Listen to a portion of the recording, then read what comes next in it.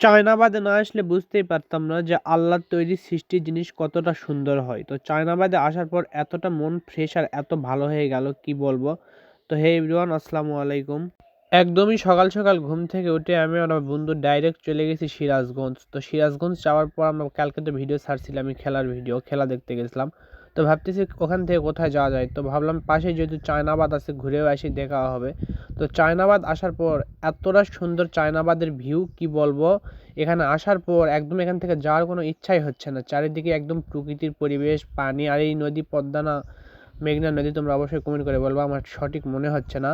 আর এইদিকে হচ্ছে যে বিদ্যুৎ উৎপাদন হয় সেই জায়গাটা, আর এত সুন্দর কি বলবো প্রকৃতির ভিউ, ভাই রে ভাই। তো এই জায়গাতে আমরা 3-4 ঘন্টা ঘোরার পর এখান থেকে প্রচন্ড রোদ, কি আর বলবো ভাই, যেই দিন কোথাও ঘুরতে যাই সেই দিনে দেখা হয় আবহাওয়ার সমস্যা, না হয় ওয়েদারের সমস্যা। আর কি বলবো, চারিদিক কুয়াশার মতো পিক, আর ভিডিও তো তেমন করা যাচ্ছে না, কোনো মতে কয়েকটা ভিডিও ক্লিপ নিয়েছি আপনাদের দেখানোর জন্য।